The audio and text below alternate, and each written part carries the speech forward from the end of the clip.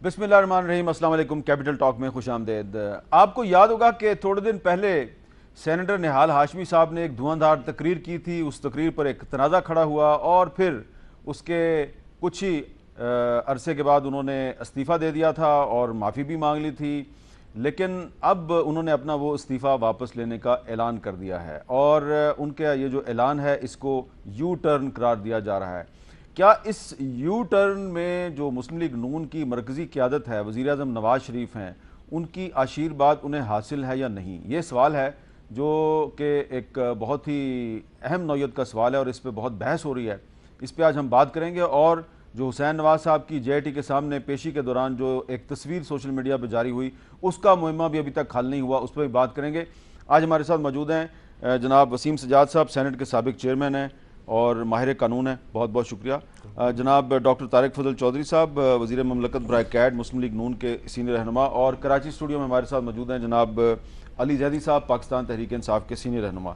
इससे पहले कि मैं इस मौजू पर बात करूँ, एक छोटी सी मैं गुजारिश करना चाह रहा हूँ। आपको याद होगा कि कुछ महीने पहले एक वाक़या था जिस पे कि हमने प्रोग्राम में बात की थी। अप्रैल के महीने में नारोवाल के इलाके में 3 पाकिस्तानी नौजवान गलती से बॉर्डर क्रॉस करके इंडिया चले गए थे और हमने इस मौजू को उठाया था और इंडिया में भी बात की थी विनोद शर्मा साहब से, और ये जो बच्चे थे इनके वालिदैन ने भी हमारे प्रोग्राम में बात की थी। अब इनमें से 2 बच्चे जो हैं उनको रहा कर दिया गया है और एक नौजवान जो है उसको अभी तक रहा नहीं किया गया। तो मैं आपको जो पिछला हमारा प्रोग्राम था जिसमें हमने बात की थी उसके कुछ क्लिप्स आपको दिखाना चाहता हूँ और फिर वो जो नौजवान रहा नहीं हुआ उसकी बात करेंगे। नारोवाल के इलाके में गलती से बॉर्डर क्रॉस करके इंडिया चले गए और इनको गिरफ्तार कर लिया गया। इंडियन फौज जो है उसने इन पे बंदूकें तानी हुई हैं और इनकी उन्होंने तस्वीर भी रिलीज कर दी है और नजर आ रहा है कि इसमें कम से कम 2 जो बच्चे हैं वो बहुत ही छोटे हैं। और इन बच्चों को मैं समझता हूँ कि जैसे ही हमारे ताल्लुकात अच्छे होंगे तो ये अपने घर वापस आएंगे। मेरी इन्फॉर्मेशन के मुताबिक जो भारत की वजीर खारजा हैं सुषमा स्वराज साहिबा, उन्होंने इस केस को पूरा पढ़ा है, समझ लिया है, उन्होंने ऑर्डर भी कर दिया था कि इनको रिलीज किया जाए, लेकिन बीच में कलभूषण यादव आ गया। माइनर बच्चों को करना तो बहुत ही गैर अखलाकी काम है। हमारी अपील है कि बेगुनाह बच्चे हैं कि इनको रिहा कर दें, पाकिस्तान भेज दें। अच्छा, 3 माओं की अपील है हमारी कि जल्दी से जल्दी पाकिस्तान भेज दें। अब ये प्रोग्राम हमने 25 अप्रैल 2017 को किया था। 16 साला अली रज़ा और बाबर, इन दोनों को रहा कर दिया गया। इनके साथ एक तीसरा नौजवान था 19 साला मोहम्मद शहजाद, उसको रहा नहीं किया गया। और ये जो वालदा थी जो अपील करी थी ये मोहम्मद शहजाद की वालदा है। तो इस दुखी माँ का बेटा मोहम्मद शहजाद रहा नहीं हुआ, जो कि शादी की तकरीब में शिरकत के लिए वहाँ पर गया था। तो शायद मोहम्मद शहजाद को इसलिए रहा नहीं किया गया कि हिंदुस्तान जो है वो कलभूषण यादव के मसले पर कोई डील की कोशिश करेगा और उसने इसलिए इस नौजवान को रहा नहीं किया। तो मैं सिर्फ ये बताना चाह रहा था कि कल से खबरें आ रही हैं कि 2 नौजवान रहा हो गए हैं। ये दरअसल 2 नहीं 3 नौजवान थे और तीसरा नौजवान मोहम्मद शहजाद अभी तक रहा नहीं हुआ। अब हम आते हैं अपने असल मौजू की तरफ। वसीम सजाद साहब, बहुत बहुत शुक्रिया, आपने हमें टाइम दिया। ये आज निहाल हाशमी साहब जो हैं उन्होंने चेयरमैन सेनेट को एक तहरीरी तौर पे अंग्रेज़ी में उन्होंने एक दरख्वास्त दी है जिसमें उन्होंने कहा है कि उन्होंने जो पहले इस्तीफ़ा दिया था उस इस्तीफ़े को कबूल ना किया जाए और कहा है कि the resignation in question had to be furnished under quite unusual circumstances. It now necessitates its immediate withdrawal as it was completely in under stressful atmosphere। यानी कि किसी दबाव के माहौल में उन्होंने ये इस्तीफ़ा दिया था। अब आप चेयरमैन रह चुके हैं सेनेट के रूल्स ऑफ बिजनेस आप अच्छी तरह जानते हैं। एक मेंबर सेनेट का इस्तीफ़ा दे देता है, अपनी हैंड राइटिंग में लिख के देता है, और ये हैंड राइटिंग वाला इस्तीफ़ा भी आपने देखा होगा। तो उसके कुछ दिन के बाद वो अगर कहे कि नहीं मेरा इस्तीफ़ा जो है वो दबाव के तहत दिया गया है तो इसको कबूल ना किया जाए, तो क्या चेयरमैन सेनेट के पास इख्तियार है कि वो उसकी बात मान ले? जी, आइन में तो सिर्फ ये लिखा हुआ है जी कि कोई भी शख्स जो मेंबर असेंबली का हो या सेनेट का हो वो अपने हाथ से लिख के इस्तीफ़ा स्पीकर को या चेयरमैन दे देंगे और उसको हतमी समझा जाता है। लेकिन इस दौरान कुछ लोगों ने इस्तीफ़े दिए, वो मामला अदालत में गया, तो उसकी रोशनी में सेनेट ने अपने रूल्स में तब्दीली की और वहाँ पे ये लिखा गया कि चेयरमैन सेनेट इसकी वेरिफिकेशन करेंगे। सवाल है वो किस चीज़ की वेरिफिकेशन करेंगे।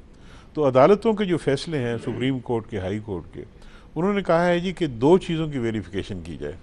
एक ये कि वाकई उसका इस्तीफ़ा है, क्योंकि कुछ लोग खुद नहीं पेश होते, किसी के ज़रिए भेज देते हैं, तो सवाल ये उठता है कि उसी का इस्तीफ़ा है कि नहीं। और दूसरा ये कि क्या ये वॉलंटरी है कि नहीं है।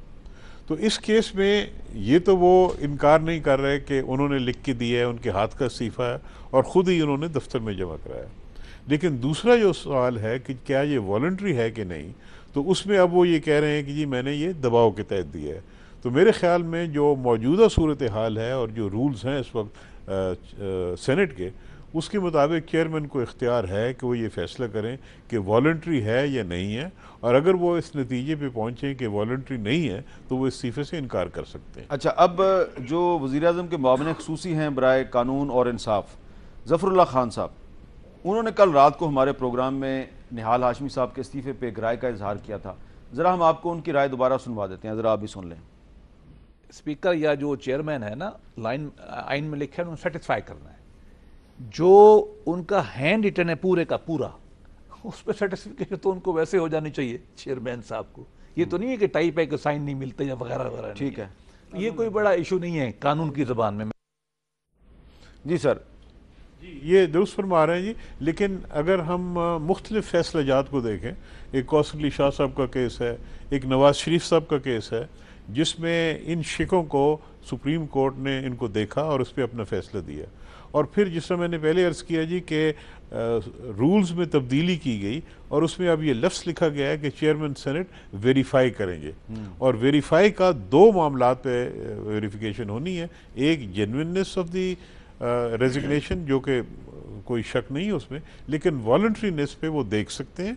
लेकिन इसके बावजूद सारे वाक़यात के, अगर चेयरमैन सेनेट ये फैसला करे कि नहीं ये वॉलंटरी था और ये हालात ऐसे नहीं थे कि कोई दबाव ऐसा था कि आदमी अपना फैसला नहीं कर सकता, तो ये अब उनकी स्वाबदीद है कि वेरीफाई वो किस तरह करते हैं। अच्छा जी, तारिक फजल चौधरी साहब, निहाल हाशमी साहब आपकी पार्टी के बड़े अहम रहनुमा हैं। सिंध में जो वज़ीर-ए-आज़म साहब के जलसे होते हैं उनके साथ नज़र भी आते हैं।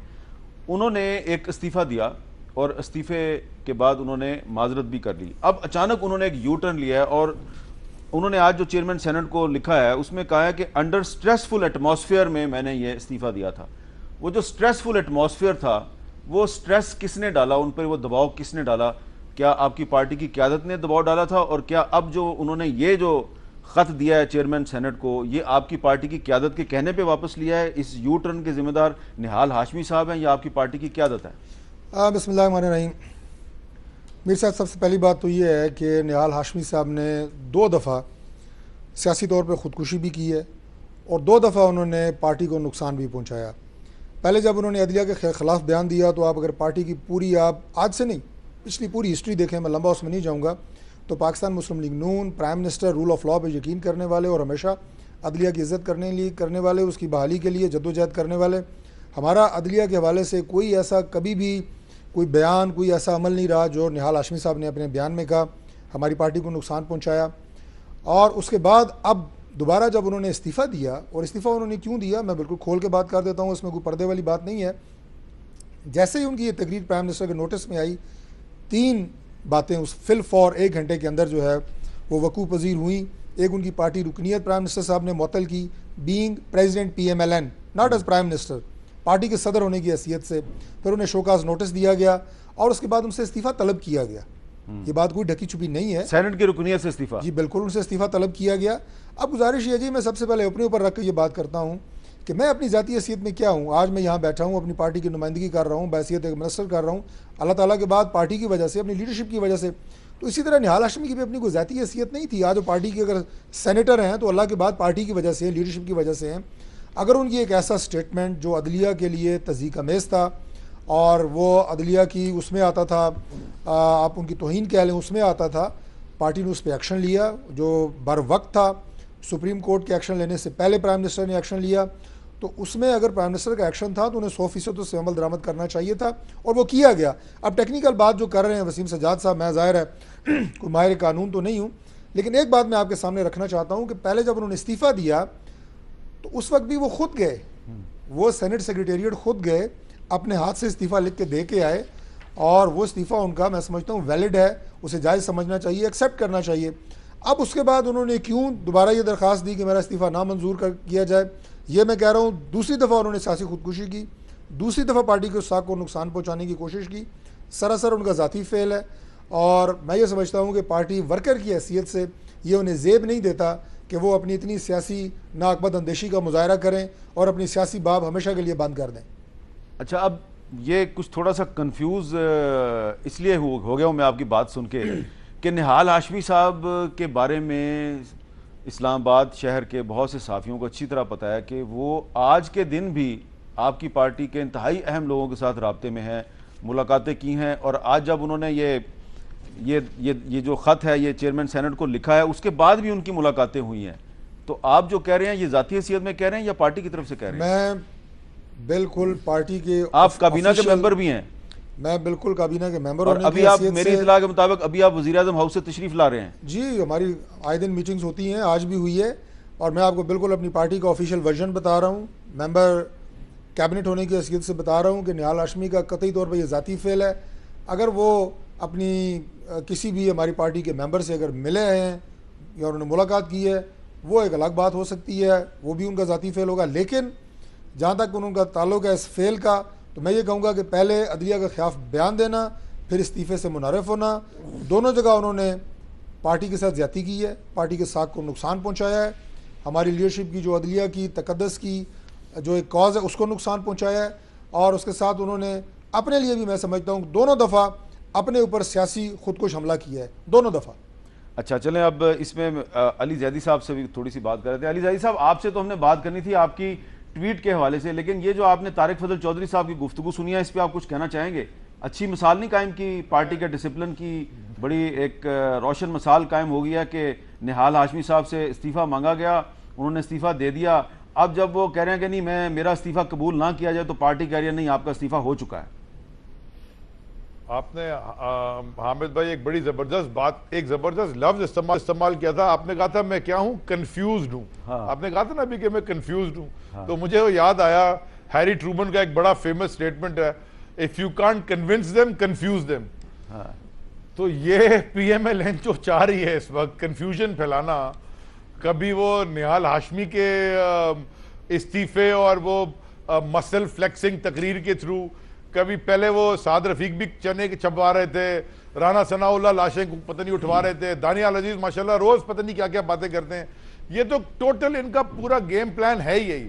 और मुझे इस बात की भी बड़ी अजीब सी एक लगती है कि बड़े आराम से बैठ के, हमारे दोस्त है तारिक भाई बड़े अच्छे, बैठ के टीवी पे कहते हैं जी हमने बड़ी अदलिया के लिए काम की। ये को हामिद मीर आपने अटैक किया होगा फिर सुप्रीम कोर्ट के ऊपर, आप गए थे डंडे लेके सजाद अली शाह चीफ जस्टिस के दफ्तर में। ये कौन लोग थे जिन्होंने वो तो हमारे पास फुटेज आज भी मौजूद है और उस पे तो उस वक्त अच्छा मैं भूल गया था क्योंकि वो कह रहे थे मैं उनकी बात मानूं कि आपकी, मैं भूल गया था। मैं उसकी वजाहत कर दूंगा, आप बयान पूरा करें। आप वजाहत कर दीजिएगा।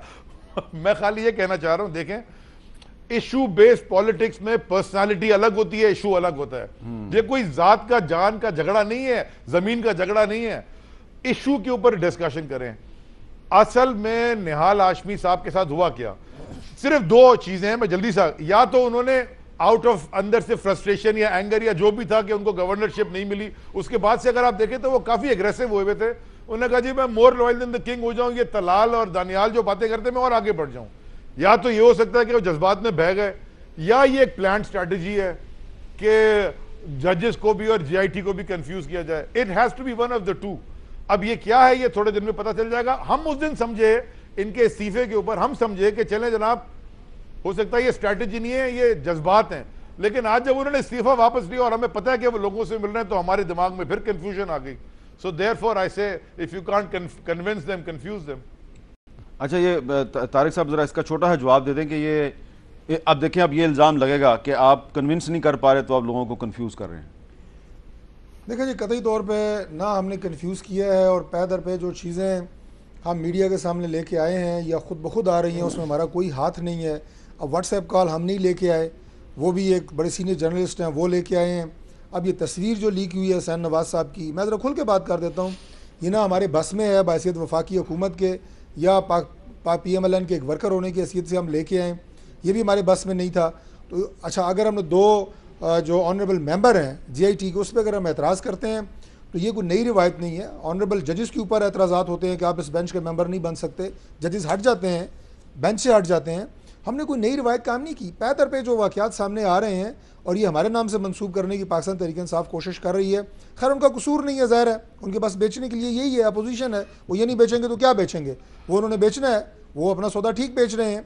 लेकिन जहाँ तक हकीकत का ताल्लुक है, ये आपने मान लिया कि सौदा सही बेच रहे हैं वो, भाई वो उनका काम है, वो तो उनका काम है। फेसबुक, मैं आबिद भाई इसका ट्विटर, जवाब सोशल दूंगा। मीडिया, ये तो अच्छा, उनकी दुकान इसी पे चलती है। अच्छा, मैं एक मिनट जरा, मैं ये जो निहाल हाशमी साहब का वाला मामला है, इस पे एक सवाल और है, मैं जरा वसीम सजाद साहब से उस पर बात कर लूँ।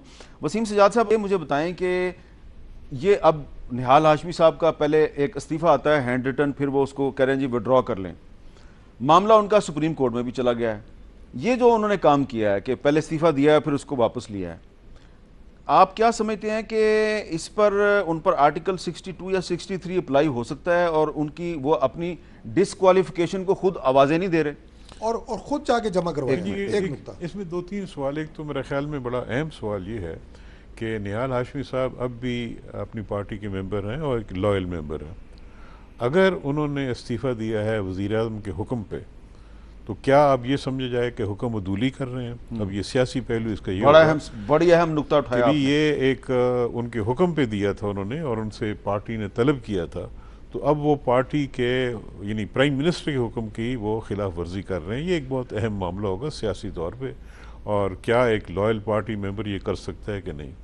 दूसरा ये है कि जी सुप्रीम कोर्ट में जो सवाल है वो है कंटेम्प्ट ऑफ कोर्ट का, और अगर सुप्रीम कोर्ट इस नतीजे पे पहुंचे कि इन्होंने कंटेम्प्ट की है तो और उसके नतीजे में उनको सज़ा दे दी जाए तो उसके बड़े असरात होंगे। आपको याद होगा कि यूसुफ रज़ा गिलानी साहब को कंटेम्प्ट ऑफ कोर्ट में सिर्फ 1 दिन की सज़ा हुई थी, एक लम्हे की सज़ा हुई थी, और उसके नतीजे में उन्हें वज़ारत उज़्मा भी छोड़नी पड़ी थी। तो इसके ये पहलू निकलते हैं। तो लिहाजा ये कि वो आर्टिकल 6 लगता है कि नहीं, मेरा ख्याल में इतनी दूर जाने की ज़रूरत नहीं है। सुप्रीम कोर्ट के लिए सवाल यही होगा कि क्या उन्होंने कंटेम्प्ट किया है कि नहीं किया, और अगर किया है तो उनको क्या सज़ा देनी चाहिए नहीं देनी चाहिए। तो इससे ये पहलू निकलते हैं, और ये जो सियासी पहलू है ये एक बहुत अहम है कि भी क्या इस वक्त वो इतने बहादुर हो गए हैं कि वज़ीर-ए-आज़म के हुक्म को खिलाफ वर्जी करते हुए वो आप कहते हैं जी वापस लेता हूँ। जी, इसका क्या जवाब है जी तारिक साहब? आज ही सबसे पहले जो अपनी बात शुरू की वसीम सज्जाद साहब ने, इन्होंने फरमाया कि वो पार्टी के मेंबर हैं। पहली बात तो ये कि सब वो पार्टी के मेंबर नहीं हैं। उनकी पार्टी की रुकनीत जो है वो उसी वक्त मुअत्तल हो गई थी जब उन्होंने वो बयान दिया था, और ये बात बिल्कुल दो टोक मैं अंदाज से मैं कह रहा हूँ कि वो इस्तीफ़े की वापसी के हवाले से मुनरिफ अगर होने की कोशिश कर रहे हैं तो प्राइम मिनिस्टर साहब के जो उनको अहकामात दिए गए थे इस्तीफ़ा देने के, उसकी वो खिलाफ वर्जी कर रहे हैं। वो प्राइम मिनिस्टर की हुक्म अदूली कर रहे हैं। अब उस हुक्म अदूली करें या खिलाफ वर्जी कहें, मफहूम एक ही है। बहरहाल प्राइम मिनिस्टर के अहकामात पे वो अमल दरामद नहीं कर रहे, और ये बात आप अपनी पूरी जिम्मेदारी के साथ कह रहे हैं। मैं पूरी जिम्मेदारी से कह रहा हूँ कि उन्हें वाज़ेह ये डायरेक्शंस थी कि आप हमारी नुमाइंदगी कर रहे थे पार्लियामेंट में, सेनेट में, और आपने जो बयान दिया है ये कतई तौर पे ना हमारी पॉलिसी है ना हमारी लीडरशिप की पॉलिसी है।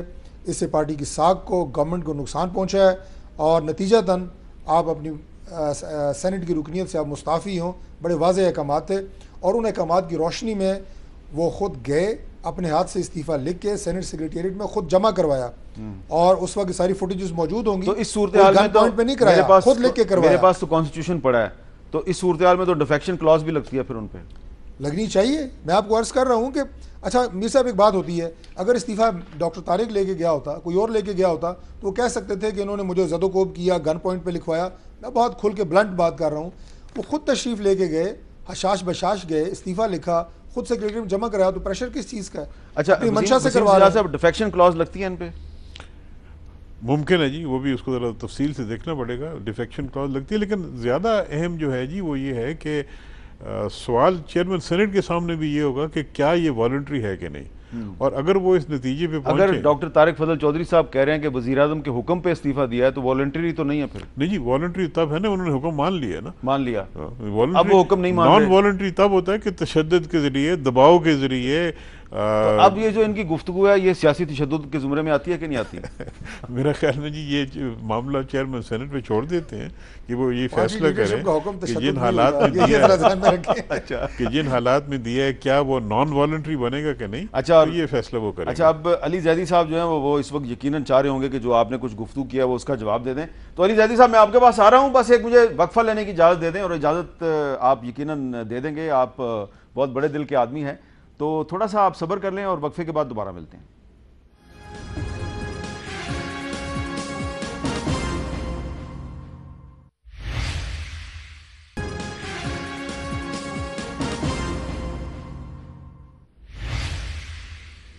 वक्फे के बाद कैपिटल टॉक में दोबारा खुशामदेद, और अब हम चलते हैं जी कराची। हमारे साथ मौजूद हैं जनाब अली जैदी साहब। अली जैदी साहब, आपने डॉक्टर तारिक फजल चौधरी साहब की कुछ बातों का जवाब भी देना है, लेकिन एक छोटा सा मेरा भी सवाल सुन लें। सिर्फ मुस्लिम लीग नून नहीं बल्कि पीपल्स पार्टी के भी कुछ रहनुमाओं की तरफ से ये इल्ज़ाम लगाया गया है कि जो हुसैन नवाज साहब की तस्वीर सोशल मीडिया पर जारी हुई वो दरअसल आपने जारी की, कि आपको वो तस्वीर कहाँ से मिली? मैं फिर एक अंग्रेजी के मुहावरे से शुरू कर देता हूँ हामिद। वो कहते हैं कि you are entitled to your own opinion but you are not entitled to your own facts. ठीक है जी, फैक्ट्स अलग होते हैं, ओपिनियन अलग होता है। अब आपके प्रोड्यूसर को और आपको भी मैंने व्हाट्सएप कर दिए वो पूरी ट्रेल, हाँ, कि वो कब तस्वीर पहले किसने ट्वीट की, किन किन ने की, किस टाइमलाइन पे की और मैंने किस वक्त की। अगर आप चाहें तो मैं आपको व्हाट्सएप ग्रुप की इमेजेस भी भेज देता हूं, ये व्हाट्सएप ग्रुप्स में भी शेयर होना शुरू हो गई थी।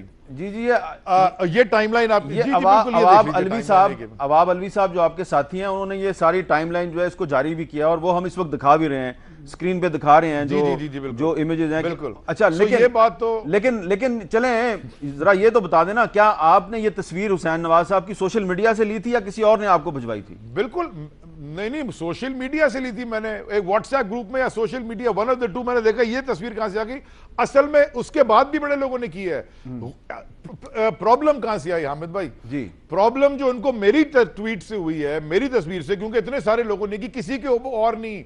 इमरान इस्माइल पार्टी में डिप्टी सेक्रेटरी जनरल है पीटीआई का, उसने 5 मिनट बात की, सीनियर है, मुझसे भी सीनियर है, मैं तो एक वर्कर हूं आम छोटा सा। उसने गॉडफादर लिख के की। मेरा जो टेक्स्ट था ना तस्वीर के साथ, वो उनको बहुत खल रहा है, क्योंकि मैंने टेक्स्ट में लिखा कि जी ये जो जीआईटी है इसको खोल दें, ट्रांसपेरेंट कर दें, और इसकी ट्रांसपेरेंसी की एक ही तरीका है कि पब्लिक में दिखा दें आम आवाम को। ठीक है। अमेरिका में हो रहा है कि नहीं हो रहा? नेशनल सिक्योरिटी ब्रीच हुई है अमेरिका के अंदर, यूएस इलेक्शंस के रशियन इन्वॉल्वमेंट में, उसकी जो सेनेट की जुडिशियल कमिशन की हियरिंग है लाइव दिखाई जा रही है। वो सेनेट की कमेटी। अब मेरा एक सवाल है, वो सेनेट की कमेटी। अब मेरा एक सवाल है। हाँ जी सर वो national judiciary, national security breach है, वो कह सकते थे नहीं दिखाएंगे हम, ठीक है। रशिया आ गया हमारे इलेक्शन में, वो दिखा रहे। मेरा सिर्फ एक सवाल है जी, उसके बाद फिर आप मुझे जरा ये बताइए कि हमारे एक बड़े आपके दोस्त हैं, हमारे भी दोस्त हैं, चौधरी निसार साहब, मिनिस्टर ऑफ इंटीरियर, क्या आप उनका स्टेटमेंट भूल गए? आपके ज्यादा दोस्त हैं, मेरे कम हैं। आपके ज्यादा नहीं, मेरे नहीं दोस्त हैं, मतलब मिनिस्टर है, सब मुसलमान एक दूसरे के दोस्त हैं। ठीक है। मैं ये कह रहा हूं कि वो तो भाई हैं सारे मुसलमान एक दूसरे के। उन्होंने डॉक्टर आसिम को थ्रेट किया था खड़े होके कि अपने आप को बिहेव करो वरना मैं और दिखाऊंगा तुम्हारी जीआईटी की तस्वीरें। तो मुझसे ये सवाल मेरा पूछता हूं कि ये कैसे सौलत मिर्जा की वीडियो आती है, डॉक्टर आसिम की आती है, रहमान डकैत की आती है, ये जितने टारगेट किलर्स, अजमल पहाड़ी, इन सारों की आई है ना जेआईटी की तस्वीरें, ये कहां से आई है बाहर? ये मैंने निकाली है सारी।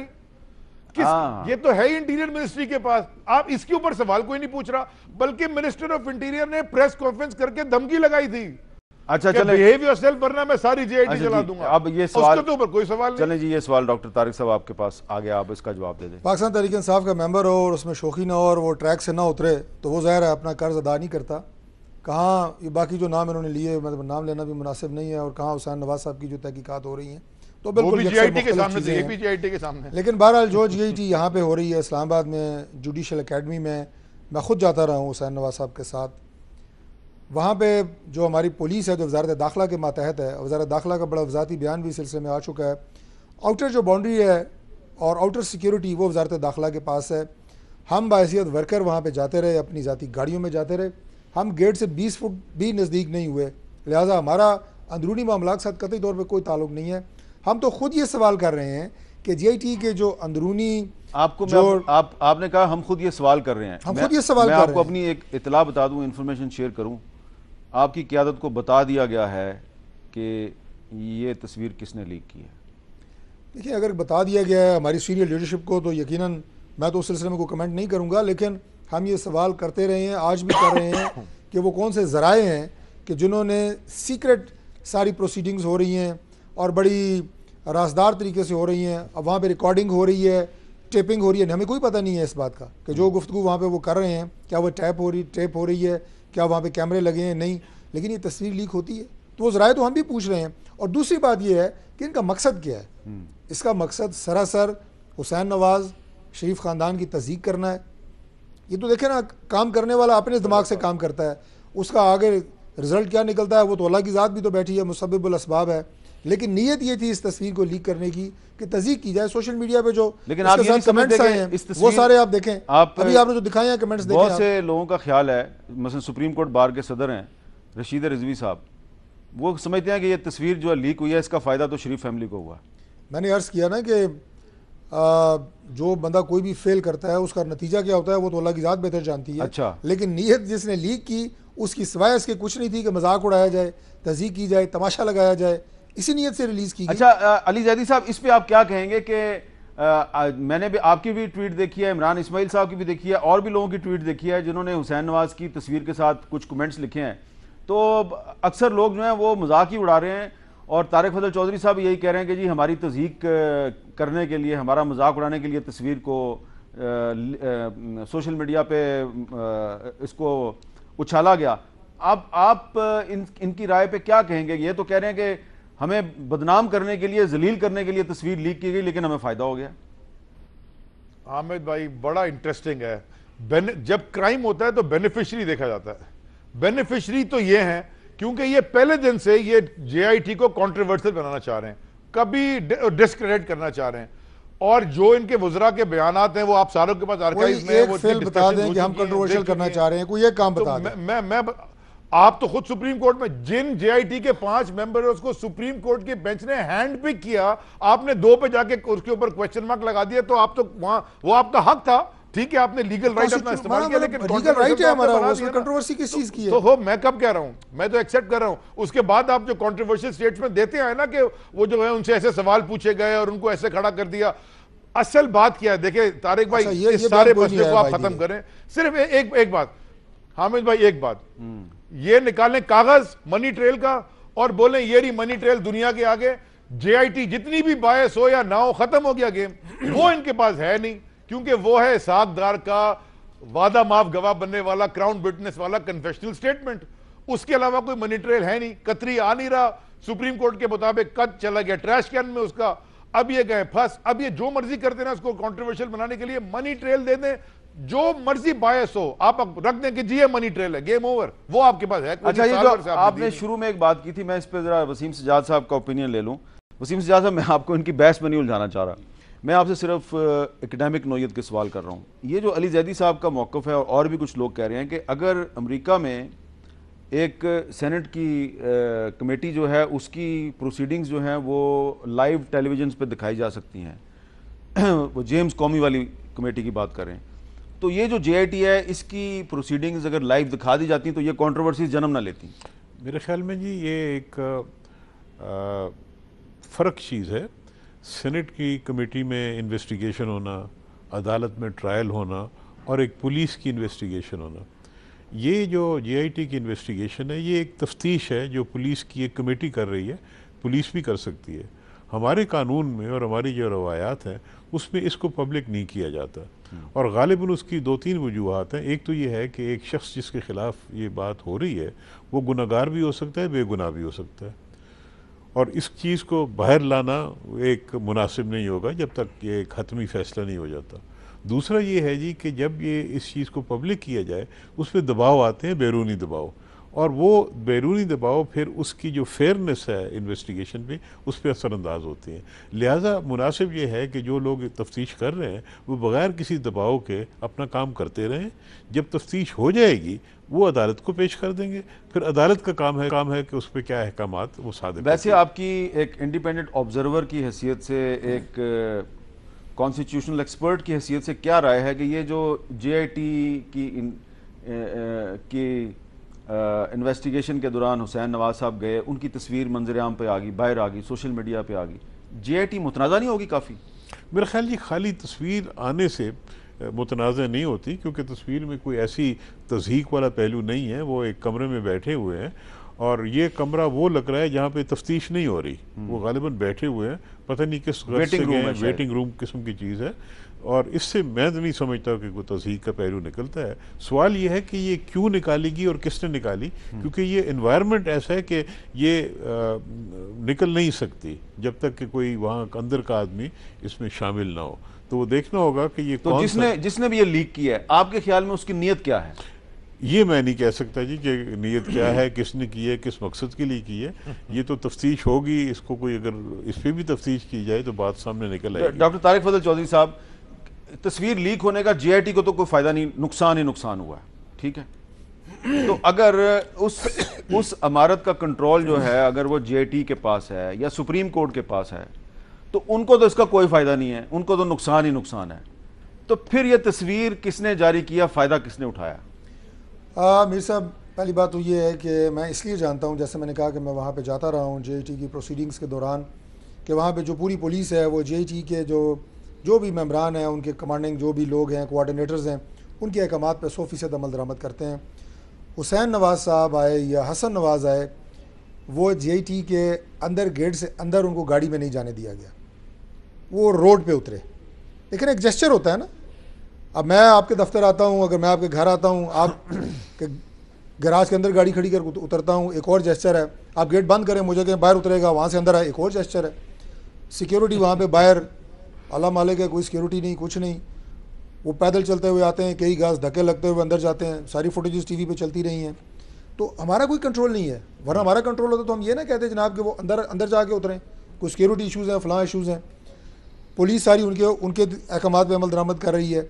जैसे वो कहते हैं यहाँ तक आना है, वहाँ तक आते हैं, बैरियर उनके अहकामात पर लगे हैं। ये बात बिल्कुल सामने है, मीडिया ने दिखाई हो, मैं नहीं कह रहा। अब उसके बाद तस्वीर क्यों लीक हुई, कैसे लीक हुई, ये तो मैंने कहा कि हम भी सवाल कर रहे हैं कि वो ज़राए कौन से हैं। अब आपने ये कहा जी कि JIT को कोई फ़ायदा नहीं है, मैं नहीं कहता कि तस्वीर लीक होने से उन्हें कोई फ़ायदा या नुकसान है, लेकिन जिसने भी लीक की है उसने लीक इसलिए की है कि अभी जो मैंने कहा पाकिस्तान तहरीक इंसाफ का मेंबर हो, शौकी ना हो, अभी जिस तरह अली जैदी साहब ने कहा अरमान डकैत फलाना, जो ये जोश खिताबत में कहते हैं, तो ये थोड़ा कंपैरिजन बनाने के लिए कि देखें इस तरह तफ्तीश हो रही है, कैसे बिठाया हुआ है अकेला, देखें कैसे अकेला बिठाया हुआ है, देखा आपने, ये होती है JIT। ये जेस्चर देने के लिए प्राइम मिनिस्टर के ये फैक्ट्स हैं। अली एक मिनट अली एक मिनट। अच्छा मुझे एक बात तारिक भाई, एक मिनट मैं जरा मुकम्मल कर रहा हूं, मुझे सिर्फ ये इजाजत दे दें, एक सवाल सिर्फ एक जेस्चर देने का मासूमाना सवाल। चलें करें आप, साथ ही बात करें, मासूमाना सवाल कर लें आप। मुझे एक मासूमाना, मुझे जरा ये बताएं, अभी तारिक साहब MNA मेंबर ऑफ कैबिनेट ने को 3 दफा आपके शो में ये कहा है कि मैं खुद JIT जाता रहूं। आपके ऊपर तो JIT नहीं, आप क्या करने जाते हैं? प्राइम मिनिस्टर पे भी नहीं, उनके आप उनके खानदान के नौकरी कर रहे हैं कि हुकूमत पाकिस्तान की? मेरे टैक्स पे रह रहे हैं। Why are you going there?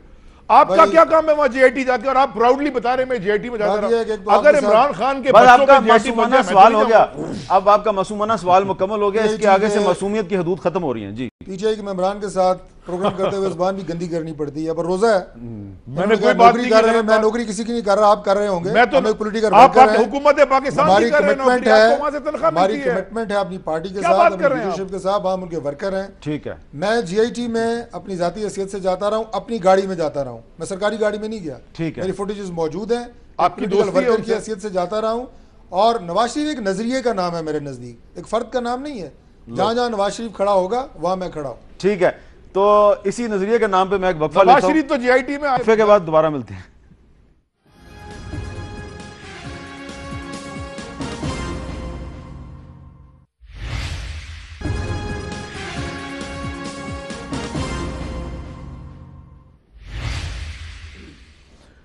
वक्फे के बाद कैपिटल टॉक में दोबारा खुशामदीद। वक्फे से पहले डॉक्टर तारिक फजल चौधरी साहब ने कहा कि नवाज शरीफ एक फ़र्द का नाम नहीं, एक नज़रिए का नाम है। और जहाँ तक मुझे याद पड़ता है, जब नवाज शरीफ साहब अपोजिशन में थे तो वो बहुत सी बातें किया करते थे, और एक इशू ऐसा था जिसपे वो बहुत बातें करते थे, बहुत पुरजोश अंदाज में वो ये दावा किया करते थे अगर उनको हुकूमत मिल गई तो वो ये मसला हल करेंगे। और वो क्या मसला था? वो था लापता अफराद का मसला। आज लापता अफराद का जो केस है सुप्रीम कोर्ट में इस पर समाअत नहीं हुई, इसको गैर मुअय्यना मुद्दत के लिए मुलतवी कर दिया गया है। तो ये मसला नवाज शरीफ साहब की हुकूमत के दौर में न सिर्फ ये कि हल नहीं हुआ, बल्कि इसकी जो ग्रेविटी है, इसकी जो शिद्दत है, उसमें इजाफा होता जा रहा है। इस पर मैं आपको एक छोटी सी रिपोर्ट दिखाना चाह रहा हूँ राशिदा शुएब की। इस माँ के दुख का अजाला कौन करेगा? माँ की ममता अरबाब इख्तियार से साल हर साल से यही सवाल करती आ रही है। 23 साला बेटा फैसल फराज 12 साल से लापता है। मैं कहती हूँ मेरा मुतालबा, मेरा तो अंदर कलेजा जला हुआ है, मैं ना रातों को सो सकती हूँ। डिफेंस ऑफ ह्यूमन राइट्स के मुताबिक जबरी लापता अफराद की मजमूई तादाद 2419 है। रवां साल के पहले 6 माह में मजीद 59 अफराद लापता हुए। Human rights commission of Pakistan की रिपोर्ट के मुताबिक 2016 में 728 अफराद को जबरी लापता किया गया, जबकि गुज़श्ता माह 4 अफराद बदीन से लापता हो गए। माहिरीन का कहना है कि बलोचिस्तान में लापता अफराद की तादाद के बारे में बात करने से भी लाहिकीन डरते हैं। ये पूरे पाकिस्तान का मसला है तो फिर ये तमाम सियासी जमातों का मसला होना चाहिए। हर मामले पर ऑल पार्टीज़ कॉन्फ्रेंस बुलाई जाती है, एक ऑल पार्टीज़ कॉन्फ्रेंस इस मसले पर भी बुलाई जाए। एक महीने में हमारी एवरेज 20 केसेस की हो रही है। इस साल के दौरान हमारे पास 70 से ज़्यादा केसेस रिकॉर्ड हो चुके हैं, जो कि बहुत बड़ी तादाद है। और बहुत सारे ऐसे हैं जो कि खामोशी को इसलिए तरजीह दे रहे हैं कि वो समझते हैं कि अब कुछ नहीं होगा। इफ इज ए क्रिमिनल, तो क्रिमिनल को तो कोर्ट ही डिसाइड करते हैं। अगर क्रिमिनल को जो ना आप ही सजा देंगे तो ये तो जो ना जंगल का कानून ही हुआ उसमें। अपने प्यारों की रात तकने वाले पूछते हैं कि जब अशराफिया के लापता होने वाले बच्चे बाजियाब कराए जा सकते हैं तो इनके क्यों नहीं? मुतालबा बस यही है कि मुल्क दुश्मनी करने वालों का ट्रायल किया जाए और अगर बेगुनाह हैं तो हद से बेजा में न रखा जाए। कैमरामैन अब्दुल सुमरो के साथ राशिदा शुएब, कैपिटल टॉक, इस्लामाबाद। तो ये आपको हमने आदादो शुमार बताया कि इस वक्त भी पाकिस्तान में हर माह 20 अफराद जो हैं वो डिसअपियर होते हैं, लापता हो जाते हैं। और ये रिपोर्ट मैंने आपको इसलिए दिखाई है कि इसमें जो खातून थी, ज़ैनब खातून, फैसल फराज की वालदा, ये खातून जो हैं इनके साथ नवाज शरीफ साहब ने पंजाब हाउस में ख़ुद ज़ाती तौर पर मुलाकात की थी। इमरान खान साहब ने लापता अफराद के लिए जो पार्लियामेंट हाउस के बाहर कैंप था, इस खातून के साथ ज़ाती तौर पर मुलाकात की थी और कहा था मैं हमेशा आपके लिए आवाज़ उठाऊँगा। अब इमरान खान और नवाज शरीफ दोनों को ये खातून भूल चुकी है। तो इसलिए मैंने, जब तारिक फजल चौधरी साहब ने कहा कि नवाज शरीफ फ़र्द का नहीं नज़रिए का नाम है, तो मैंने कहा नज़रिए को कुछ पुरानी बातें याद दिला दी जाएँ। मैंने कोई गलती तो नहीं किया, कोई गुस्ताखी तो नहीं की। मेरे साथ सबसे पहले तो मैं आपके चैनल ऑफ कोर्स, लेकिन आपको ज़ाती तौर पे अप्रिशिएट करता हूँ कि इस कॉज के लिए जो कुछ आपने काम किया। मेरा ताल्लुक इस्लामाबाद से है, मैं आपके साथ साथ रहा, देखता रहा, आपको शामिल होता रहा आपके कैंप्स में। मुझे याद है हर कैंप में आप गए, आपने कैपिटल टॉक आपने सड़कों पर किया। और एक कैपिटल टॉक में नवाज शरीफ साहब भी खुद आए, मतलब उसको प्राइम मिनिस्टर नहीं थे, वो खुद तशरीफ़ लाए इसी कैंप में। लेकिन मेरी जो मालूमात है, मुझे एग्जैक्ट तादाद तो पता नहीं है, लेकिन बहरहाल हमने इसके लिए भरपूर कोशिश की है। आपको मैंने अप्रिशिएट किया, उसी तरह मैं अप्रिशिएट करूँगा वज़ीर दाखिला जो निसार अली खान को, कि उनकी वजारत ने भी इसके लिए बेशुमार कोशिशें की। बहुत सारे लापता अफराद का पता चल चुका, जो रह गए उनके लिए भी कोशिशें जारी हैं। अच्छा, अली जैदी साहब, इमरान खान साहब जब पीपल्स पार्टी के दौर में बड़ी बात करते थे लापता अफराद की, बल्कि जहाँ तक मुझे याद पड़ता है कि सबसे पहले इमरान खान साहब ही ने परवेज़ मुशर्रफ के दौर में आमना मसूद जंजुआ का केस उन्होंने उठाया था, और आज भी आमना मसूद जंजुआ दरबदर हैं। अब इमरान खान साहब को ये मामला क्यों भूल गया है? बिल्कुल भी नहीं भूला हामिद भाई। असल में बात यह है कि इमरान खान साहब के पास तो इक़्तिदार नहीं है ना, मिनिस्ट्री ऑफ इंटीरियर उनके पास तो नहीं है। हमें यह समझ आ गई है कि इस मुल्क का सबसे बड़ा मसला है क्या, और उस मसले को आप हल करेंगे, एड्रेस करेंगे, तो ये सारी चीजें खुद ब खुद नीचे बहुत सारी और एड्रेस होंगी। और ये बिल्कुल आपको क्रेडिट जाता है इसका, क्योंकि मुझे याद है ये जब जंग हो रही थी उस जमाने में मेरा अमेरिका आना जाना बहुत होता था। जबरदस्त आपकी वहां के ऊपर भी, जो मुझे याद है एक सेनेट कांग्रेशनल एक वर्कशॉप थी, उसमें भी आपका जिक्र हुआ था कि Hamid Mir, journalist in Pakistan, is constantly picking this issue up, जो कि उस वक्त आप जियो में उठाते थे। तो ये बड़ा जबरदस्त आप काम करते थे और करना चाहिए मेरे ख्याल में। बहुत दिन के बाद आप लेके आए इस इशू को, मेरे ख्याल में इसको ताज़ा रखें, चलें फिर उठा लें, चाहे जो भी लीडरशिप है पाकिस्तान। चलें, बहुत बहुत शुक्रिया आपका अली जादी साहब।